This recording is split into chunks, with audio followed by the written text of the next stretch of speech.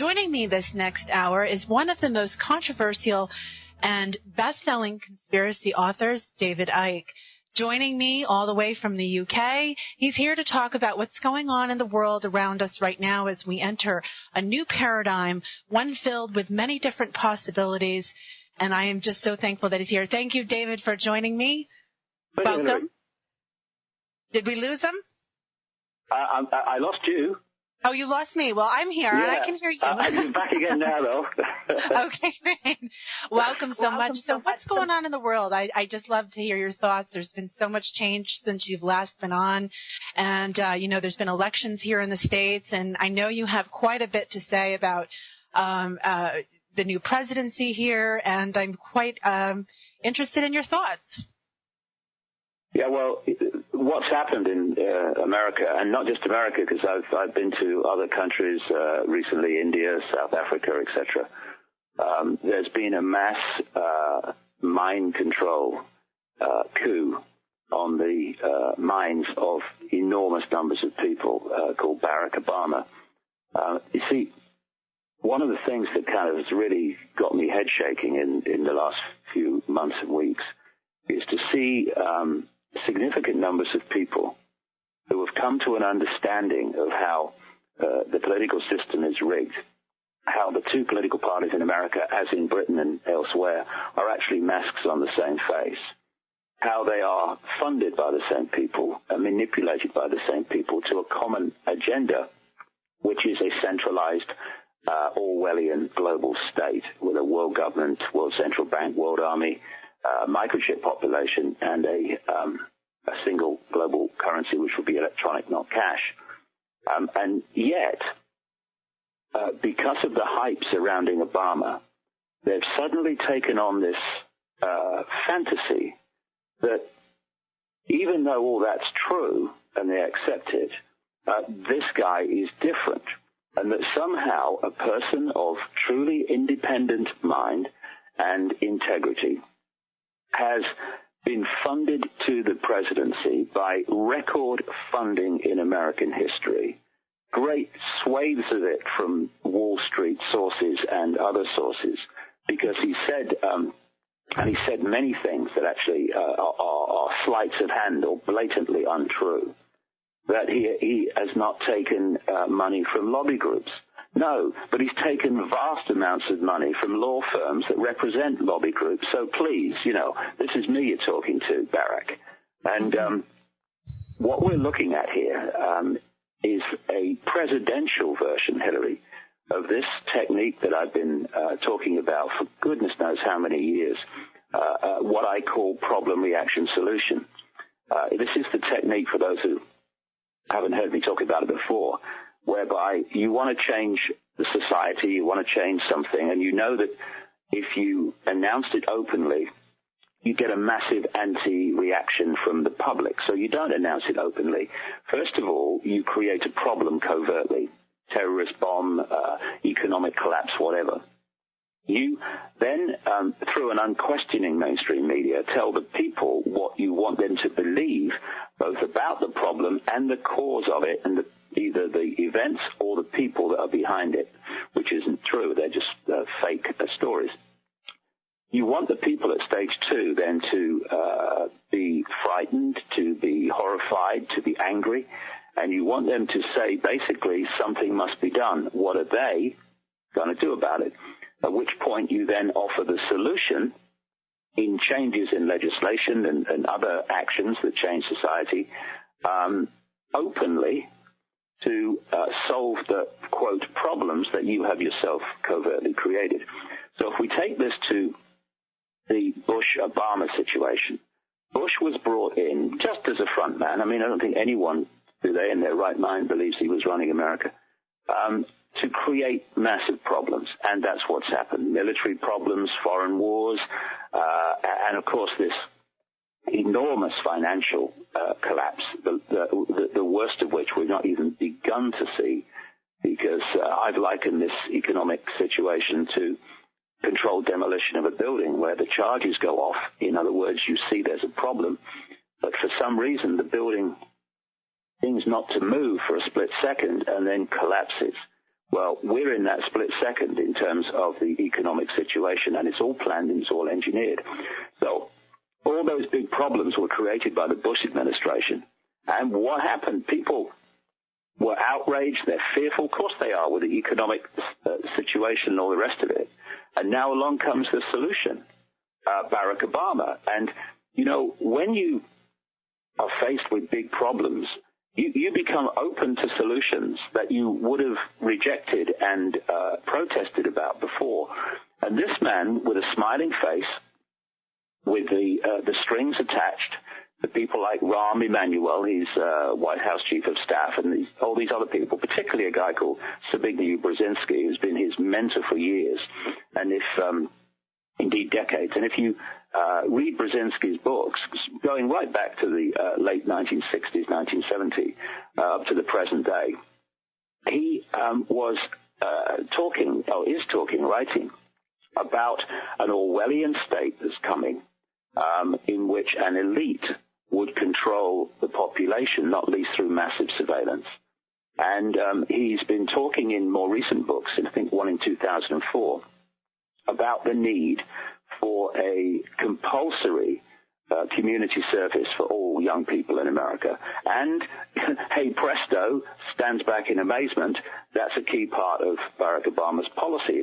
These policies are straight off the books of Brzezinski's of the pages of Brzezinski's books. And Brzezinski, it's ironic, you know, there's so many ironies surrounding Barack Obama.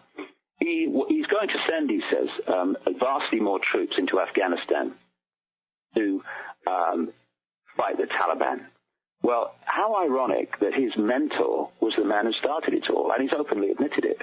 In a few years ago, in Paris magazine, he was interviewed, Brzezinski. He was former National Security Advisor Jimmy Carter and co-founder of this notorious group that all conspiracy researchers write about, called the Trilateral Commission. He was the co-founder, Brzezinski, of that with David Rockefeller. Well, when he was National Security Advisor to Carter in the late 1970s, he, as he told this Paris magazine, wanted to give the Soviet Union, quote, their Vietnam. So what he did was start to organize, fund, and train resistance fighters, what today would be called terrorists, to fight and undermine the government of Afghanistan in Kabul, which was a satellite government of the Soviet Union. Brzezinski made it very plain that this is what he was doing, because he wanted to get the Soviet Union to invade to protect their government in Kabul. This he got them to do, which he seems to be very proud about, except that it cost 1 million Afghan lives. And those fighters that he funded and trained to start with became known then as the Mujahideen, and later the Taliban. And during that Mujahideen-Taliban period, the American and British intelligence, military intelligence, brought a man called Osama bin Laden out of Saudi Arabia to be the front man of the, quote, resistance to the Soviet occupation. When the Soviets left, then the rest is history. And those that created those groups in Afghanistan and put Osama bin Laden there, then started turning the tables and saying they're all terrorists, we've got to do this, we've got to do that to stop them.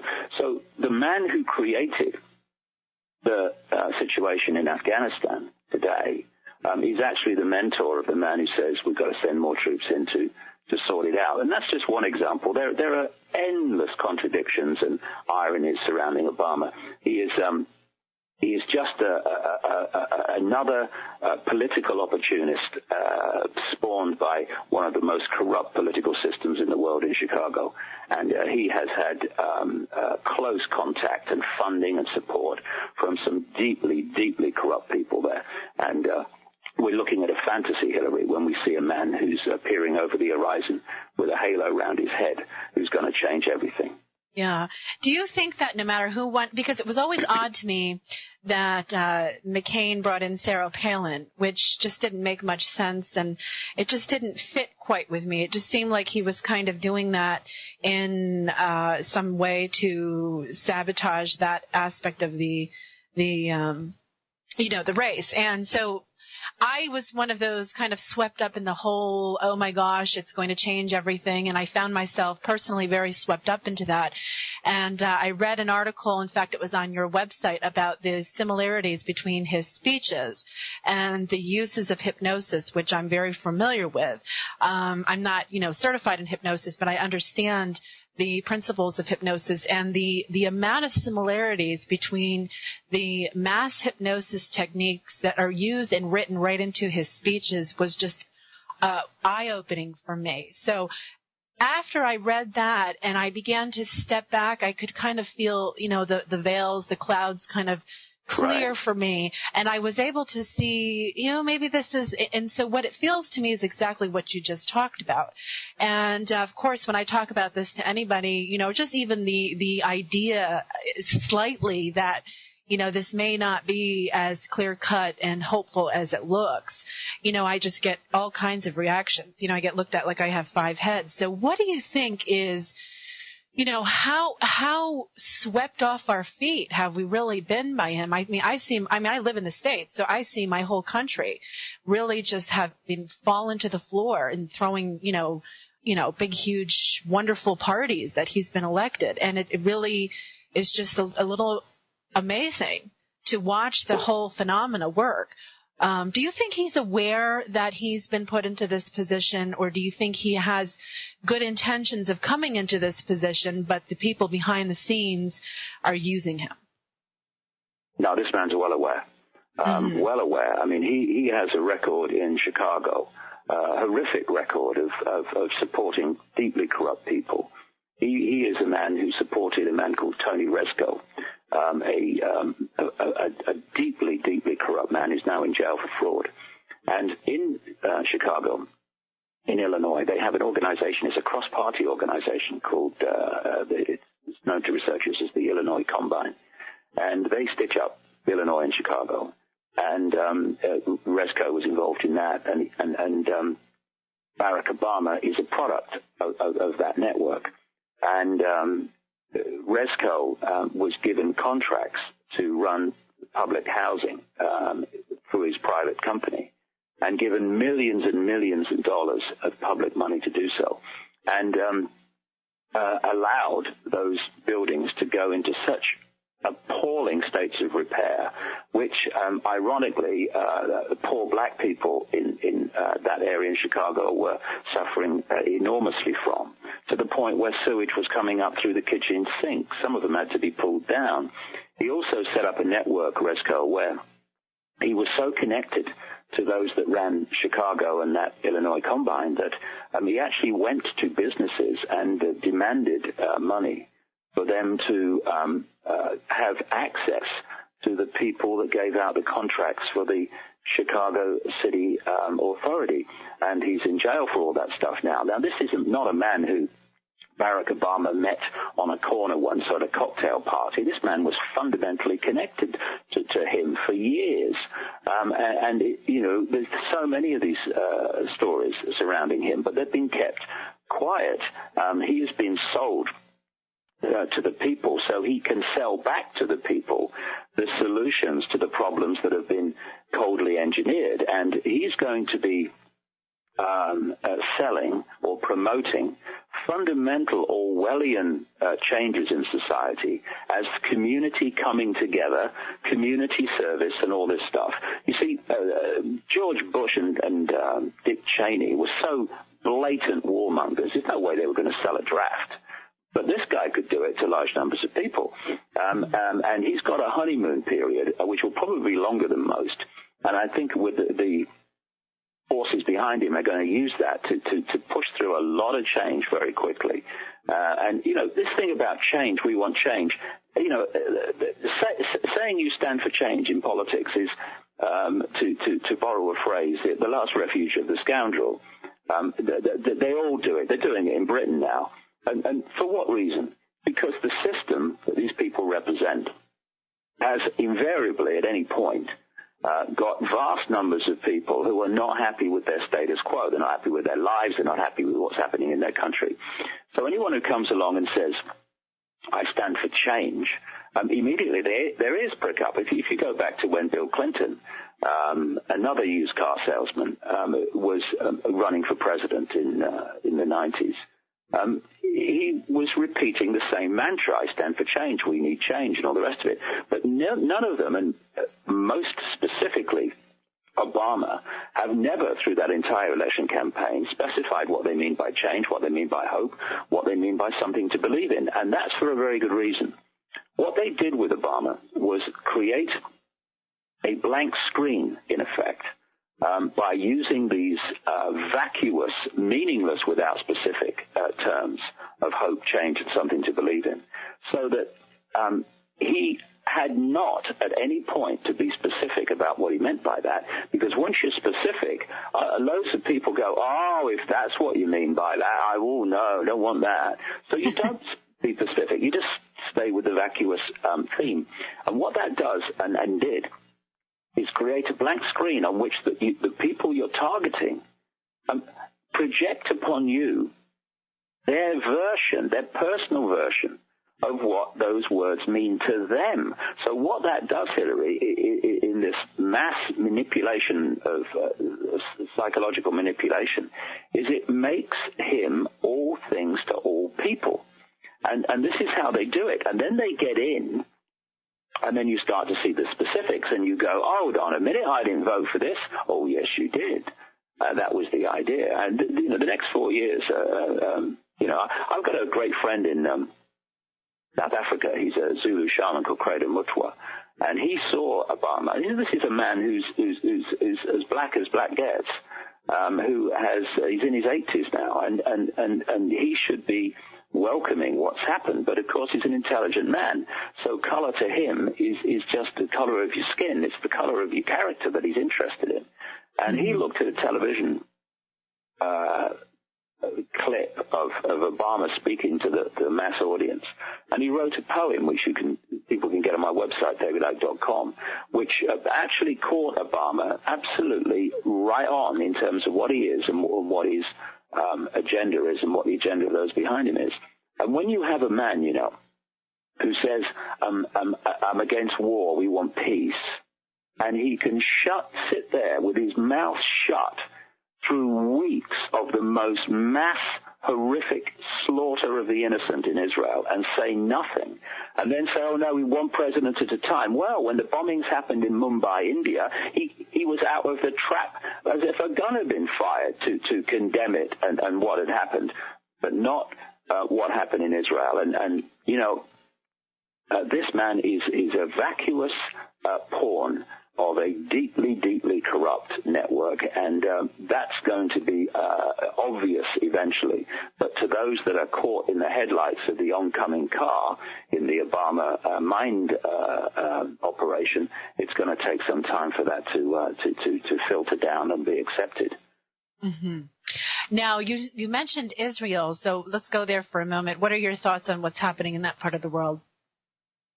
Oh, well, I've researched this for lots of years in great detail. Israel is not the land of the Jews. It's the land of the Rothschild dynasty. They created it. They organized the, if you like, settlement of it by Jewish people out of Europe and America. They own the government. They actually paid for the parliament building to be built with lots of Illuminati ritual imagery in it, including a pyramid and all-seeing eye that you see on the dollar bill. And they have used that as their personal fiefdom. In fact, there's an Israeli researcher called Barry Chamish, who at the time of the last Lebanon conflict with Israel, actually talked to a Rothschild, a member of the Rothschild family, who had rejected the family's agenda, living in America now. And he said openly, he said, that my family owned Israel. And so once you realize that, and you realize the Rothschilds are a major, major force behind this network, pushing the world to a globalized fascist state, then you start to realize that all that you see on the television with regard to Israel is not what actually is happening. During the period of the First World War, the Palestinians in that part of the world were told by the British government that if they supported the battle to remove the Ottoman Empire, the Turks, from that land, then they would be given independence after the war. And this battle, of course, was made famous by a man called T.E. Lawrence, who became known as Lawrence of Arabia. We've seen him in the movie. I think Omar Sharif played him or something. That must have been an accurate portrayal then. After the war, instead of giving them independence, the British took over the place under what was called a British mandate from the League of Nations, the first attempt to create a United Nations we have today. And then through the 40s and up to 1948, vast numbers of Jewish people out of Europe and America started pouring into Israel, all orchestrated by the Rothschilds. And terrorist groups were set up called Irgun, the Stern Gang, Haganah. And the people running these groups later became prime ministers of Israel, and then condemned terrorism. And these terrorist groups were absolutely everything that you perceive as terrorist groups to be now, killing the innocent, bombing buildings and all the rest of it. And as a result of this, at least 800,000 Palestinians had to leave their own land and go into exile. There's apparently 4 million of their successors are now alive in different countries in the Middle East. And the State of Israel was declared in 1948, and of course the European governments and the American governments immediately recognized it. And at that time, it represented a certain amount of land in Israel, but, and this is not me surmising, this is provable fact from their own documents and their own quotations. Those that were running Israel, in other words, running it on behalf of the Rothschilds, were not going to settle for what they'd got then. The idea was to continually battle with, undermine, marginalize, terrorize the Palestinian population. I'm not saying that this is what all Jewish people in Israel were going to do. Of course not. I'm talking about the elite that controls Israel, just as the elite that controls America and Britain doesn't represent the thoughts and beliefs and desires of the American or British people. I'm talking about the elite, not the people in general. Because the people in general don't have any idea that this is really going on, do they? Exactly they don't, because they're obviously given a false history in the schools and everything, and they're indoctrinated just like any other country. But there are some fantastic young Jewish people in Israel who during this slaughter have been vociferously speaking out, have refused to join the military, the compulsory draft, and have ended up in jail as a result, but said that's better than going and killing people I have no argument with. And what's happened is that over this period of time, since 1948, wars have been triggered. Okay, punch me, okay? I don't want to punch me. I'm going to make life difficult until you punch me, okay? Hey, do you see that? He punched me. Okay, send the boys in. That's how it works. And what has happened is progressively more and more of the land has been taken over by the Israeli government. And even places like the West Bank, which are actually specified Palestinian lands, vast numbers of Israeli settlers have settled there and taken control of the place. And the other land now that is left to the Palestinians is the Gaza Strip, which is a piece of bleak, dead desert, which is the most populated piece of land on the face of the earth. And that's what these lunatics were dropping bombs into. And then they say, we're not targeting civilians. Well, you're dropping bombs where 1.5 million civilians live in a tiny piece of land. Do you think you might hurt some of them? And so what we have is in Gaza is and I don't use this word lightly, it's a concentration camp for 1.5 million people, where the Israeli government control what goes in, what goes out, who goes in and who goes out. And the reason that they banned the UN representative to look after the interests of the Palestinians, the reason they banned him from going into Gaza just in December and threw him out of the country was because they knew this was coming, and they didn't want him there to report the truth. That's why they banned journalists from going in. And journalists who've gone in there since have been horrified at what they've seen. We say that what happened in Nazi Germany could not happen again. We have just watched it, and it goes on daily, the undermining of that population. And because they've been demonized, they're just Palestinians, they're all terrorists, kill them all. That's what some of the Jewish leaders have said, by the way. Direct quote. Because of that, we are witnessing genocide, literally, because that's the idea.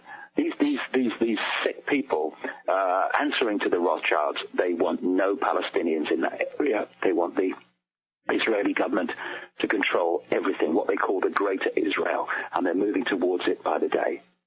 Now, David, what do we do as, ordinary common people in our everyday lives, those of us who struggle with the financial markets and worry about paying our bills and really just have to, keep our whole selves just kind of grounded in our own little worlds? Because that's really the reality for the majority of people listening, is that, with the financial circumstances going on in the world, and they need the hope because they feel like they can't get through every day. And, what do they do about something that seems so far away from them, when they seem to, has that all been, manipulated too, so that we kind of stay in our own little circles and worry about paying, the utility bills and rent? Well, that's precisely. I've seen documents, got copies of them at home, where they actually say all this. One of the lines in one of the documents is about the population. Keep them busy, busy, busy, back on the farm with the other animals. In other words, keep them so focused on survival, getting through another month, paying the bills and doing all these things, that they don't lift their head up and actually, A, see what's going on, and B, feel that they have the time to do anything about it, given that they have to survive another month. That's all part of the plan. You see, when you've got a handful of people, relatively a handful of people, that's what it is, in the full knowledge of this, trying to control the lives of more than 6 billion, two things have to happen. You have to divert the attention of the 6 billion into something, i.e. survival, so that they are focused on that and not what you're doing. And B, you have to get that 6 billion to police each other. And that's what they do. They create fault lines of divide and rule through society, through religions, through income brackets, through race, and all the rest of it. And they play them off against each other. So while we're fighting each other and cussing each other and blaming each other and focused on just surviving another month financially or whatever, they just do whatever they like, because we're looking the other way. Well, most people are looking the other way. And, this is such a big topic because, when I started on this journey 20 years ago consciously, I started in the first few years to uncover what I call the 5 sense level of this, exactly what we're talking about today. And then I went through and I started uncovering the interdimensional level of this, where there are other realms of reality that interpenetrate this one and can manipulate this one in various ways. And then I went through that to my real focus today, which is the nature of reality, which that's where the keys lie. This world is a virtual reality game, and when you put it together, I use the game in terms of symbolism, but it's a virtual reality universe, and we are manipulated. This is the whole bottom line of it, to identify with the vehicle that we use, our consciousness uses to experience this virtual reality universe, i.e. the body. So we look in the mirror and we say, that's me. I'm David Icke. I'm Joe Bloggs, Charlie Smith. And what that does, immediately you identify who you are with that. It brings you down to the limitation or the perceived limitations of this reality.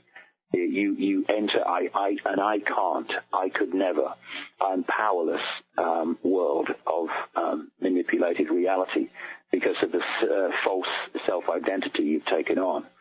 And that will, because of the software programs running through the body computer, that's what it is. It's a biological computer of incredible advancement, but it's still a biological computer.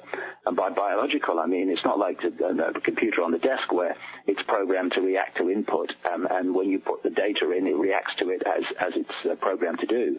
The biological computer, and they're starting to develop them now in some of the universities around the world, has the ability not just to react to data as programmed, but to assess that data and make decisions on it. What do we call that? We call that thinking. And that's why thinking and knowing, thinking and intuitive knowing are not the same thing, because thought is the realm of the body computer. So this computer has software programs running through it, and one of them is what psychologists call a fight or flight response, which is a program running through, I think it's the reptilian brain at the back of the brain, the oldest part of the human brain. Now, on one level, this is important because it's that survival mechanism programmed into the computer that keeps us alive for a long time. Imagine if you didn't have a survival response, the body didn't have a survival response. I mean, you'd be doing things, you wouldn't last very long. But what's happened is these people have who understand all this, they just want to keep this information I'm talking about now from us. I'm talking about the Obamas and the Bushes. I mean, the real McCoy in the background. Beyond anyone you see in the public arena, they understand how this works. And so what they've done is targeted the survival response mechanisms by constantly bombarding us with things to be fearful about and frightened of not surviving about. And what that does, it locks us in, if we fall for it, into that part of the body computer's software, which is about survival. And once you're in fear of not surviving, then you will start to give your power away big time to anyone you think will help you survive. This is why doctors and the ludicrous medical profession, which has not a clue what the body is, never mind how it works, that's why they have so much power. It's because people say, save me. And this is why governments have so much power. Save me. That's why Barack Obama is going to be given so much power by the people in the next little while, because it saved me. It's all these survival mechanisms that run through. Now, this is the vehicle. And if we identify with it, then it plays us. It lives us. We don't live through it. It lives us. And we take on its perceptions. We take on its sense of limitation. We take on its fears and its terror of not surviving. When you become conscious, when you stop identifying with the reflection in the mirror, and you recognize at a deep level that is the vehicle that I'm using to experience this level. David Icke is not me. It's an experience that my consciousness is having. And once you get to that point of consciousness, which is a state of awareness that makes mind, thought, intellect look like the village idiot, then you can start symbolically standing on the top of the hill and looking down and seeing the big picture rather than being caught in the myopia of this reality. Now, from the perspective of consciousness, that which goes on after the body computer finishes its cycle, that which comes in to experience this reality through the body computer, that does not have any connection to survival or fear at all, because it understands that it is all that is, has been, ever will be. It is eternal consciousness, all possibility. It cannot do anything but survive. It's not possible to do anything else. Now, once you get to that point, you start to override the computer programs running through the body computer, which are about fear of not surviving, fear of not having this, fear of not having that. And what's kind of amazing when you do that, when you let that fear go, is the experiences that bring about that fear, they start to dissipate often. Because you're now overriding the program. Instead of the program playing out, thinking about having not enough, scarcity, it understands that there is no scarcity except that which is created. Because this is a virtual reality game. Does a virtual reality game have scarcity? No, you just program in some more abundance, and there it is. Because that's how it works.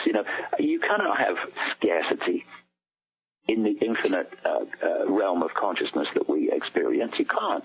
You can manufacture it and give the illusion of it. And what happens is they create scarcity to create fear, to create divide and rule, to create competition so that they have what they want or need by screwing and walking all over this group, instead of saying, hey, there's enough for everybody. There's no need to panic. There's no need to fight each other. There's enough for everybody. Just to share it out. All these things come when you become conscious, but when you're stuck in the body-computer's level of reality, which is about division, it's about fear, it's about desperation to survive, then you fall into the realm that these manipulators operate in. And that's the idea. That is the key. The idea is to so manipulate this reality that the experiences that we have and the programming we have when we come into this world, where our parents, not through malevolence, but through their own programming, pass their programming onto you, that it pulls you out of an awareness of consciousness that you are into the body-computer level of perception. And that's the level that they control and manipulate. So once you fall into it, you're falling into their web. When you open your mind and allow consciousness in, then you can start unraveling their web, because they themselves are also in a tiny box of awareness. David, do you think that is the healing process? I mean, do you think that it's part of each person going through their own healing process? Because don't you think that it's, in a way, our consciousness has been wounded because of this, and so therefore, pursuing higher consciousness really means going into some kind of healing process. What do you and I've also heard you talk about, we only have about 5 minutes left of the show, but I know this is a rather big question, but how, the healing New Age movement itself is, in fact, manipulated as well. So do you have a few closing thoughts on, how it's needed? I personally believe that healing is needed in order for us to access higher consciousness. But how do you not get caught in, the manipulative avenues of that movement? Well, you do. I look at the New Age movement, as it's called, and I don't see consciousness, except in some individuals. I see mind. People talk about my mind, your mind, his mind, her mind. I don't see it like that at all after 20 years of research and the areas that my life has taken me into now. I see the mind. I see one mind, and it's a digital construct on one level to which the body computers are connected. So the New Age mind, if you like, is the same mind as the Henry Kissinger mind. It's just a different aspect and expression of it. It's still mind. And mind thinks in terms of past, present, and future, limitation, and all the rest of it. And what they've done with the New Age, I call the New Age the last cul-de-sac before the gold mine, because they have to have what I call designer manipulation for those that break out of the mass of a pack and won't buy the for everyone manipulation. So you have to find designer manipulation to stop them actually getting out of the trap. And the New Age is that. It talks about vibrations and different frequencies and different dimensions, all of which I agree with, but then it goes round and round and round and round and round. Someone I thought brilliantly described at least the extreme of the New Age as they're circling the airport in a holding pattern, refusing to land. And so we need to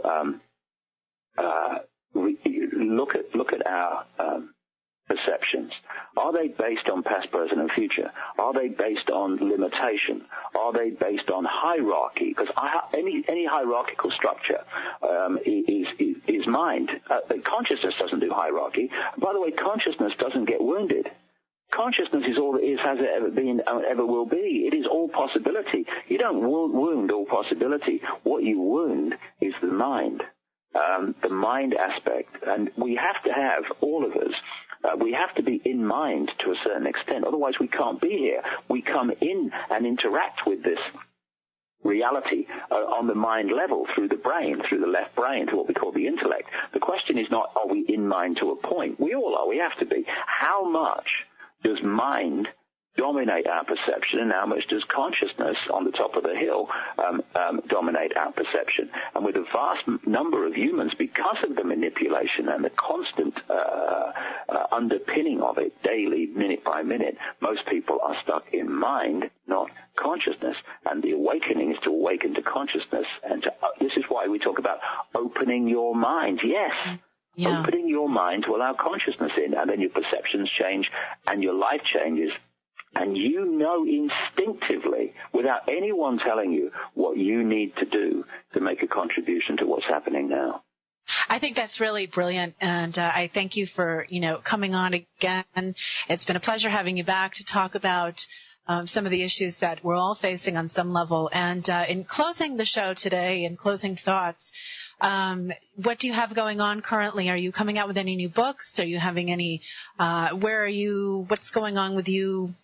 Well, yeah, actually, I'm working on a new book now, which is all about this last stuff, the nature of reality, going into it in great detail. I mean, it's really pushing the cutting edge forward when it comes out, because of what I'm coming across now. But I'm talking in Los Angeles at the Life Consciousness Conscious Life conference and exhibition in Los Angeles over the weekend of the 14th to the 16th. On the 16th, which is the Monday, I'm doing my mega 7-hour talk from 4 till 11, and I'll be connecting the dots across the great swathe of subjects we've been talking about, and many more, especially the nature of reality, because that's where the key lies, to open the door to remember. That's all it is. Remember who we really are. Yeah, that's the Conscious Life Expo in LAX Hilton in Los Angeles. And if you would like more information about that expo, there's a link on my website. I will also be in Los Angeles at the same time at the same expo. So I hope to see your grand 7-hour talk. I have seen it before, and it's something not to miss. David, thank you so much for joining me. It's moved on since you last saw it. It moves on all the time. Mount Shasta. Yeah, it moves on all the time, massively all the time. Thank you so much for joining me. It's been a pleasure. Good luck with your new book, and I look forward to its release. Is it coming out this year? End of this year, early next year. I want to get it absolutely right, because it's amazing stuff.